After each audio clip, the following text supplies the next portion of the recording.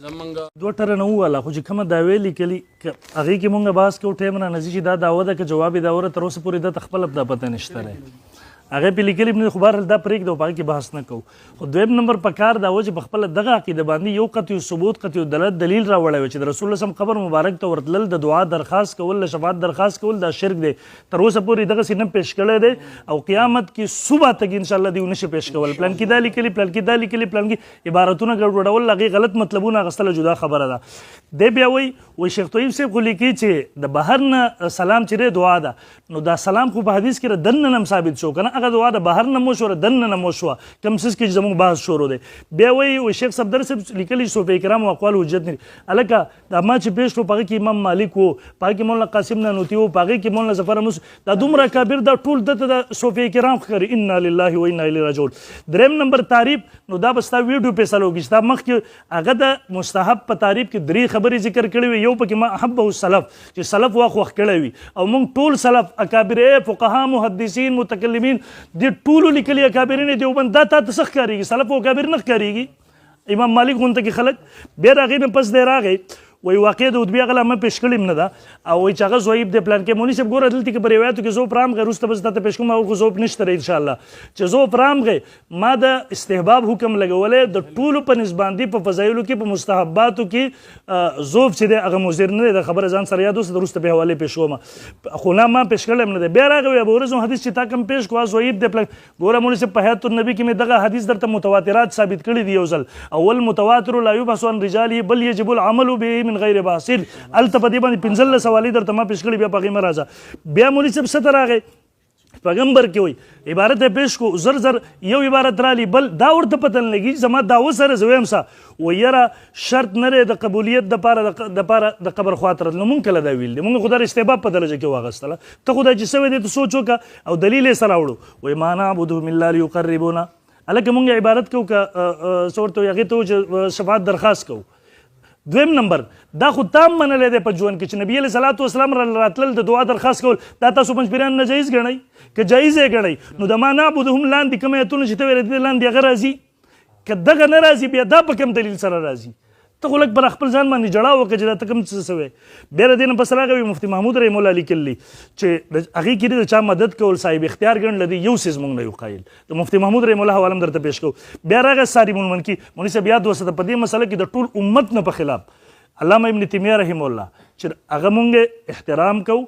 بیا ادبي ګستاخي نه کوو کافر ورته نه وایو البته تفردات شته هغه وایي په حالت د هیڅ کې طلاق نه واقع کېږي هغه وایي د یو مجلس درې طلاق درې نه واقع کېږي د الله تعالی ذات صفاتو کې بس زونه د اهل سنت نه دغه خلاف دي دغسې په دې مسله کې اصارب المنکي والا علامه الوسي او دی دا درې حضرات د امت نه په دې مسله کې خلاف تل خو هغوی هم ورته شرک نه دی ویلی ته چې کوم شرک وی مولوي صاحب چې قبر خواله راتلل شفاعت درخواست کول دا د پنجپیریانو د خوارجو د معتزلو غوندې کې هغه نظریه ده چې په امت کې ربل چا نه وه بیا د دې نه پس راغی وایي لا تتخذوا قبري عیدا نو مونږ کله ویل دي لا تتخذوا قبري عیدا دې مسلې ته دا وې سمړه دا ورې سره د دلیل سره خلک به درپسې خاندي بیا وایي بې سنده خبرې هلته هم نغرله بیا وایي ازاروي صاحب رحم الله ورته وویله چې قبر ته ورسه ورته زما اقامه نشي خو ورشه که نه درخواست وکړه توسل له هغې سره زما اقامه نشي د الله نه وغواړه غوښتل د الله نه دي د رسول الله صلی الله وسلم نه دي ته خبره ګډوډومه بیا د هغې نه پس دی راغی و یاره دا شرک دی دا ستا مشر لیکلی د شیخ القرآن مولانا محمد طاهر پنجپیری رحمت الله علیه کې حیات و خدمات مصدم میاں محمد الیاس صاحب صفحه 307 کې ګړي وایي مولانا حسین علي صاحب رحم الله دا مسائل چې کم استشفاء عند قبر النبی سماع عند القبر وغیرہ فروعات میں جزوی اختلافات سمجھتے ہیں او دی وایي شرک دی نو اوس دا مشر صحیح دی که ته صحیح یې پته نه لګېږي بیا د سلام په مسله کې اقامت البرهان هم لیکي چې دغه دعا ده د دنه نه جواب هم ملاویږي ظاهر ته دی لیکي بلکې ظاهرین کا سلام سننے اور اس کا جواب دینے کے لیے هغه ظاهر لفظ هم راغی زه نور زد خو مه کوه خبره خو ومنه ای مولوي صاحب بیا زما ستا نه مطالبه ده په دا خپله دعوه باندې یو دلیل چې نبي اسلام قبر خوا ته راتلل په ژوند یا بعد الوفات او هلته دعا درخواست کول دا شرک دی قطعي ثبوت قطعي دلالت دلیل څنګه چې شرک ویلی د مناظرې تر اخره پورې به غواړم خو دقه ګډوډوالی به کوې د جل نه به کار اخلي انشاءالله یو دلیل به پیش نه کړي زه راځم دی نه پس دریم دلیل ته دا مسلم شریف دی زما سره جلد 2 صفحه نمبر 200 68 دے حدیث نقل کی دے نبی علیہ الصلوۃ والسلام نبی علیہ الصلوۃ والسلام فرمائے عن انس بن مالک ان رسول اللہ صلی اللہ علیہ وسلم قال اتيت في روايه حداب مررت على موسى ليله اسري عند الكسيب الاحمر دا معراج پشپ باندې زره سرو شګو د ټیرکې په خوا باندې موسی علیہ السلام په قبر تیر شو مې د غزمه کې په خوا کې او هو قائم يصلي في قبري هغه په خپل قبر کې ولاړ مونږ کو ګوره مولوی صاحب د انبیای کرامو عند القبر سما اتفاقی مسله درسته به پیش کم بیا د اهل سنت والجماعت په نسبت باندې څنګه چې دی غنو حدیثونه ثابت دي په قبر او برزخ کې انبیای کرام منظم کوي هر کله چې منځ وغیرہ دا عبادت په قبر کې ثابت شو نو په دغه کې دعاګانې هم دي پر امونځ کې نو د مستشفی د پاره د شفاعت درخواست کول په طریقې اولا سره ثابت شو څلورم نمبر دلیل پیش کوم ولې مسند البازار جلدین 10 او 9 د رسول الله صلی الله علیه وسلم فرمای وقال رسول الله صلی الله علیه وسلم حیاتی خیر لكم زما ژوند دنیوي ظاهري غوړه ده تاسو د پاره تحدثون ونحدث لكم تاسو ما خپل حالات بیانوي تاسو ته بیانو ووفاتي خیر لكم زما دنیا نه تګم غوړه ده تو رضوا علی اعمالکم تاسو اعمالو ما پیش کی فما رايت من خير حمدت الله عليه زج خیر احلات وګورم نو زبد الله حمد بیانو وما رايت من شر استغفرت الله لكم زج د امت مجموعي بد حالات وګورم نو زبد الله نه بخنه غواړم اقصص په صحیح مرفوع اولان دي سلی کی واورده الهيثمي في مجمع وقال رواه البزار ورجال رجال الصحيح د بخاری سند دی بالکل بدی کې باس نشته دغه رنګ مولوی صاحب په برزخی ژوند کې دغه ثابت شو د په صحیح مرفوع حدیث سره 5 نمبر دلیل د ما سره مولوی صاحب تفسیر قرطبی د جلد 6 صفحه نمبر 439 عن علي رضی خلیفہ راشد علی فرمای قال قدم علينا عربي بعد ما دفننا رسول الله صلی الله علیه وسلم اے خلیفہ راشد سوې د صحابو زمانه ده و یو مونږ نبی علیہ السلام دفن کو یو کس صحابي راغی بسلاس دی می درې ورځې تیر شوې د نبی سم دفن کولو فلما بنفسي على قبر رسول الله خپل ځان نبی علیہ الصلوۃ والسلام قبر باندې راوغورځي د خبيان دلاسه وحصل راسي من تراب فقال قلت يا رسول الله فسمعنا قولك وعيت عن الله فوعينا عنك وكان فيما انزل الله چې کوم قران نازل کړی دا غي استدلال کوي ولو انهم اذ ظلموا انفسهم وقد ظلمت نفسي ما خپل ځان باندې ظلم کړی وجئتك او زتا تراغلم تستغفر لج د زمان پر بخنه وغړي فنودي من قبر انه قد غفر لك आवाज ورته راغی بخنه شوې د تا ته دا خلیفہ راشد دی د صحابه دور دی د رسول الله سم قبر تراغله دی قبر الفاظم پکې دی قبر د رسول الله سم تراغه د خلیفہ راشد وز د دینه پسم کوموري سم چل ول کوي چر پلان کې پلان کې دا به خالص د جلی عوام په دې باندې فیصله کوي او دغه دا مفتی اعظم پاکستان مفتی شفیع صاحب رحم الله په صفحه نمبر 517 معارف تم لغل کوي حضرت علی کرم الله وجهه نے فرمایا کہ جب ہم رسول اللہ کو دفن کر کے فارغ ہوئے تو اس کے 3 روز بعد ایک گاؤں والا آیا اور قبر شریف کے پاس گر گیا اور زار و قطار روتے ہوئے آیت مذکورہ کا حوالہ دے کر عرض کیا دا آیات ہوا کہ اللہ نے اس آیت میں وعدہ فرمایا کہ اگر گناہگار رسول اللہ کی خدمت میں حاضر ہو جائے اور رسول اس کے لیے دعائے مغفرت کر دے تو اس کی مغفرت ہو جائے گی اس لیے میں آپ کی خدمت میں حاضر ہوا ہوں کہ آپ میرے لیے مغفرت کی دعا کریں اس وقت جو لوگ حاضر تھے ان کا بیان ہے کہ اس کے جواب میں روز اقدس کے اندر سے آواز آئی قد غفر لک یعنی مغفرت کر دی گئی بحری محیط پاوالی سره نقل کړي وس مولوی صاحب مفتی شفیع صاحب دی کم الفاظ چې ما دا وکړي کړي اق الفاظ سره استدلال کوي توبه وباسه په داسې باندې بدی کې نور چل ول نه کی امدقه دا ستاسو سند دی او وی شیخ حسین صاحب پلن کې دا لیکل ته خو هغه په زور تضاد ثابت دی شیخ الانی صاحب په کتابونو کې تضادات ثابت دي راغلی ظالم د خپل سند دفاع نشي کولای په زور باندې مشرک ثابت دي دا تحریرات د نیکنه د انکار مکونن هغه لیکي په صفحه نمبر 396 کې عن علی رضی الله بعد ما دفن دفن صلی الله علیه وسلم رست لاغي نسمه سم دفن کړ جاء عربي فقال رسول جئتك تستغفر لي الى فنودي من القبر الشريف قد غفر لك ام دقه الفاظ راغلي زتا تراغلم ستا قبر مبارک تراغلی مولانا حسین علی صاحب رحم الله هم نقل کوي مکتبم تاسو پنځبریانو چاپ کړی بغیر د نکیر را ام دغه رنګ زموږ صاحب دلیل نمبر 6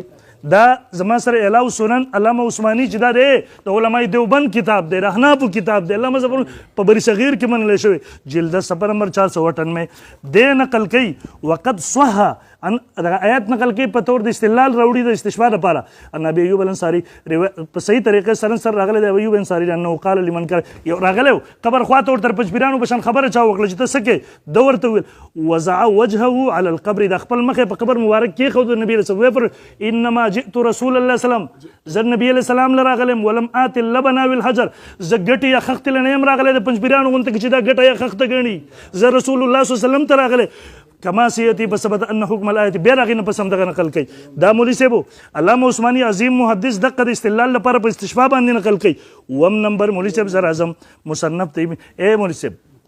دلایل به وروسته ذکر کومه. شپږ دلایل مې ذکر کړل، مخکې به انشاءالله دلایلو انبار زما وګورئ. چل ول مه کوه. اکابر دی قسم دی کوم عبارت چې پیش کوي، یو عبارت هم سره موضوع سره تعلق نه ساتي، یو آیات یو حدیث دغسې راوړه چې په هغې کې دی د رسول الله صم قبر مبارک ته راتلل د دعا درخواست کول دا شرک دی. انشاءالله زما چیلنج دی دنیای پنجپیریت ته پیش به نه کړي. انشاءالله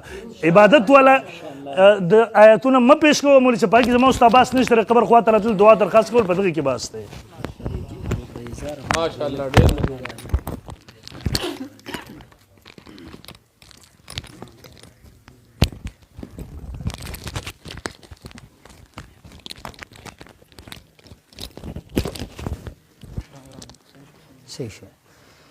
بسم الله الرحمن الرحیم. د ټول نه اولنۍ خبره زه دا کوم چې دی وایي چې تا دعوې ته دې دعوه نه ده لیکلې، تاسو یې دعوه راکړه ما دله درکړه، خو اصل کې مسله دا ده دې ځای کې مدعي ته یې زه نافي یم. ما چې تا ته دعوه کړله ما دعوه په شکل د نفي کړې ده. په نافي باندې دلیل چا ویلی؟ د نافي دپاره دلیل ضروري دی. زه خو معارض یم، په معارضه کې درته زه دغه پیش کوم، دلایل پیش کوم، او اته احادیث مې درته پیش کړه، او د قرآن مجید د آیتونو نه مې درته غالبا 4 آیتونه په اولني ټرن کې پیش کړي دي، هغه به د ملګرو اورېدلي او دا به بیا ځان له ګوري انشاءالله العزیز. خو اولنۍ خبره دا ده چې دی ما ته دعوه جواب دعوه ما ته ګوره، ما په دعوه کې محمول چې شرک دی دا مې موضوع نه دی ثابت کړی د الله بنده، ما نفي کړی ده د ثبوت. تا زما دعوه نه ده اورېدلې، زما په دعوې دې ځان نه ده پوه کړی، ما نفي کړی ده د ثبوت. زه تا ته اوس دا وایم دا ستاسو کله د معجزه او په کرامات اختیاري او دا دغه معجزه او کرامات اختیاري موضوع باندې ستاسو مناظره وه، په دې کې تا اول دعوه دې لیکلې ده، دعوه دې په دعوه کې د محمول موضوع نه نفي کړی، وروسته دې حکم لګولی، او زه درته یم دا حکم د قیامت سبا به راشي یوه دانه ماته دا تاسو چې د قرآن حدیث نه په صحابو کې نه بلکې د فقهاو د عبارت نه راته مغه نشي پیش کولی، تا چې کوم حکم لګولی. د هغې نه بعد زه بله خبره دا کوم، اصل کې ترتیب د مناظرې دا دی، محمول به موضوع له ته ثابتې، محمول به زه موضوع نه نفي کوم. تا چې یو دلیل وي ماته د یو دلیل د یو آیت یا د یو حدیث دا معنی وښایه چې هغې کې ویلي چې استشفاع عند قبر النبي دا مستحب ده او دا ثابت ده، دا راته وښایه که نه؟ دا خو شته دی نه، یو حدیث نه دی ښودلی، د علماو د عباراتو نه یې پیش کړی. ما چې کوم وي ما نعبد من الله لیقربون الی ذل، ته دا عبادت دی. زه ته یم وروره ستا د مشر په ګلدستې توحید کې څه لیکلي دي؟ وایي کیون کی دعا اور پکارنا و خود عبادت ہے. دا پکارنا و دعا دا خود عبادت، ته پکار کې په دې ځای کې څه وایي ګوره وایي دې له هسې دغه عزیز رحمان صاحب له چې دی نو هسې وجه ولکته، هغه ویلي د قبر خواله چې لاړې ورته دا وایي چې زما سره اقامه نشته، او دی وایي قبر خوا لاړ د الله نه سوال، قبر خوا لاړ وایي چې ما سره اقامه نشته، او دی وایي د الله نه سوال. دا کومه فلسفه ده مولوي صاحب؟ خپل ملګري به درپسې دې پرې وخاندي، کم از کم د دعوې او د دلیل سره مطابقت پیدا کوه. په یو کتاب چې رد کوې نو هغه رد داسې رد کوه چې هغه وزني، سبا درپسې ملګري نه خاندي. بل تا ویلو چې یاره بصایر کې شیخ طاهر رحم الله یا د شیخ طاهر رحم الله نورې خبرې دې پیش کړي چې هغې دې ته فروعي وي او دې باندې فتوا نه لګوي، دا زما سره بصایر دی، په دې کې لیکلي بل ذکر ذلک من افعال المشرکین الضالین، دا د مشرکین الضالینو د هغې ترتیب دی. په خبره پوه شوې؟ او دغه خبره یې راخیستې دا کومه چې تاسو کوئ. د هغې نه بعد دا وایي ګورئ لیشفعوا لنا فی حاجاتنا، او بیا د هغې نه بعد یې کړي واما النوع الثانیه غیر الشرعي وهو الذي لم یأتي به شارع. هغه خبره چې کومه ما کړې هغه هم ده کړې چې بزرګانو تاسو چې دا کومه دعوه کوئ دا د شارع علیه السلام نه ده نقل، ته به د علماو د عباراتو نه به وله یوه دغه جوړې، لیکن د قرآن او د حدیث نه صراحتا یو لفظ نشي ښودی چې په هغې کې دا چې د نبي صلی الله علیه وسلم قبر خواله لاړ شو د نبي نه سوکه د شفاعت طلب ترې نه وکړه، دا ما ته نشي ثابتولی، او دا ورته هم نشي ثابتولی چې د اقامې سوال ته وکړه، دا ته هم نشي کولی چې ماله دا حاجت پوره کړه، دا نشي ثابتولی انشاءالله. بیا د هغې نه بعد تا چې د قصې عتبي والعربي پیش کړه، دا تا څنګه وي بزرګانو دې دپاره چې دی جی د هغې نه مخکې تا داسې یو واقعه وویله دې متعلقه ویلې دي ده ویلې دي د یو واقعه دی ویل دغه واقعه تاسو ذهن به کار نه په هغې باندې دا شیخ حسین علي صاحب په دې باندې رد کوي، دی وایي دا ثابته نه ده، وایي دا ثابته نه ده، په دې کې ورباندې رد وکړو. او په دې کتاب کې صیانت الانسان کې هم دی وایي دا ثابته نه ده، او د هغې دپاره لیکلي بزرګانو دا بل حدیث چې تاسو پیش کړو دې ته غوږ کېده، د حیات خیر لکم و مات خیر لکم، دا حدیث چې وي دی وایي هذا خبر مرسل، دا خبر مرسل دی، او لاندې بیا په هغې باندې چې دی په سند باندې هم جرحه کوي. بله خبره دا دی وایي چې یاره الصارم المنکي والا دې علماو په دې ځای کې څه کړی اختلاف کړی،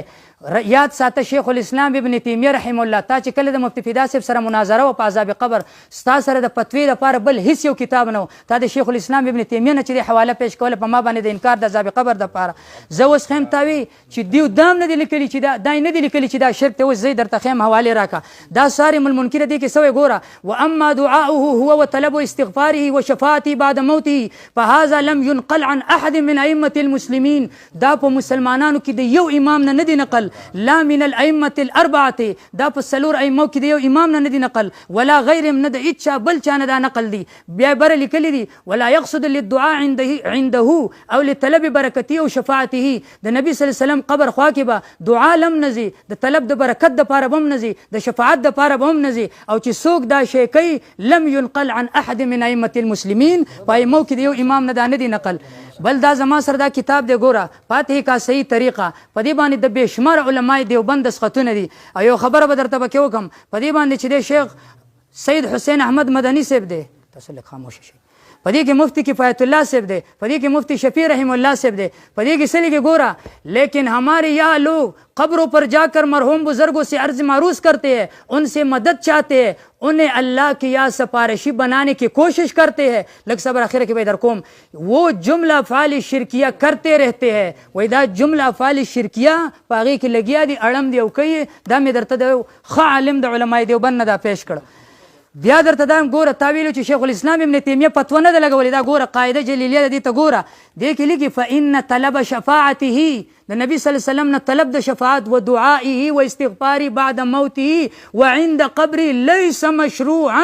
عند احد من ائمه المسلمين د مسلمانانو په ائمه کې یو امام نه دا نه دی نقل ولا ذکر هذا احد من الائمه الاربعه وسلور ائمه کې یو امام نه دی نقل کړي واصحابهم القدماء وقدماء صحابه کې یو کس دا نه دی نقل کړي وانما ذکر هذا بعض المتاخرين دا خو بعض متاخرین خبر راخستلې ده بزرګانو تاوی په کتاب کې نشته فتوا ما شته ده فتوا ها وای ګوره سړي بکی څنګه بکی نشته حواس غوکې دا زما سر کتاب دی د علماء دیوبند صبر په دې کې سلی کې ګوره د علماء دیوبند کتاب کې 184 صفحه کې لیکي فالتمسك بسنه سيدنا ونبينا محمد المصطفى هو الاصل في مذهب علماء دیوبند الکه بزرګانو یاد ساته دلیل بد الله د نبی په حدیث باندې نسی دا اصل د په مذهب د علماء دیوبند کې بیا لیکي فالامور التي ليس لها اصل في الكتاب والسنه وتعامل الصحابه هغه امور چې پای کې د قران نه دلیل نو د سنت نه نو د صحابه تعامل نو او سند في اطار ذوق والعمل لدى العارفين بالشريعه لاندې لیکي فهي باثرها جديره بالرد و دا د دې مناسب دي چې دا پریک دي او دین انکار وکي فاجتناب هذه البدع والخرافات اتباع سنن السيد الموجودات ذلك هو مذهب علماء دیوبند د علماء دیوبند مذهب دا دی خبره به د قران نه ثابته د حدیث نه ثابته د صحابه د اقوال نه ثابته بیا چرته د امام ابو حنیفه رحم الله مقلد دا غینه ثابت کا او زه دا وایم ګوره چې لفظ د استشفای عند قبر النبي او مستحسني کدا لفظ دی راته او خودو نو ستا به ګټه زما به بلاتی او ان شاء الله په خنجر دی نه وهم نه په تلوار غوسوم دی د قران حدیث پدار ان شاء الله العزیز ز په خپل شاعر یم بای لک صبر ګوره وکړه جی دا زما سره مصنف ابن ابي شيبه دا په دې کې لیکي فصل في الصلاه عند قبر النبي واتيانه خبرې ته اوس ګوره مخکې بیا لیکي ګوره عن علي بن الحسين انه راى رجلا يجيء الى فرجه كانت عند قبر النبي مخکې دا حواله پیش کړې و فيدخل فيها حضرت زين العابدين سیب وی یو سړی براتو د نبی سلام قبر خواته الته به سکو دعا به کو ما درته او خو د چستا مشر دعا د قبر خوا کې چې دی داغي قول کړي دی په دې کې مسلک په دې کتاب کې اکابر کا مسلک و مشرب کې دا قول کړي دی نو سجل به کو ګوره نو دو ورته وی فنهاه نمنيكو بيورتي ألا أحدثك بحديث سمعته من أبي عن جدي عن رسول الله صلى الله عليه وسلم قال لا تتخذوا قبري عيدا بزرگانو د دق حدیث نګوره چا استدلال کړي دي د نبی صلی الله علیه وسلم نو ست استدلال کړي مال دقه کافی ده ته د نور علماو نه استدلال کوه زبد الله د نبی د نوسونه استدلال کوم ان شاء الله العزیز پته بلګي او بیا ورپسې په دې بل دغه کوم د حدیث راوړي و یاد ساته تاسو چې وي دی وای کنه بزرګانو قبر خواله لاړ شه د اقامې سوال تم کوه دغه استشفاء سوال تم کوه طلب د مغفرت تم کوه دعا تم کوه ګوره یاد ساته په دې کې بزرګانو دې سلی کې دا حدیث راوړي دا سوي جی قال سمعت النبي قبل ان يموت بخمس، د نبی صلی الله علیه وسلم د وفات نه 15 ورځې مخکې دا ته ما اورېدلی و. صحیح فرمایل الا وان من كان قبلكم كانوا يتخذون قبور انبيائهم وصالحيهم مساجدا الا فلا تتخذوا القبور مساجدا اني انهاكم عن ذلك. وای زو د دینه منکوم. او دا چا راوړي؟ دا څوک دی؟ محمد بن ابي شیبه، عبد الله بن محمد بن ابي شیبه. دیو د دین استدلالا دا راوړي. او دا چې دی نو زین العابدین صاحب استدلالا دا راوړي. ختم شو دا والی پاتې شو.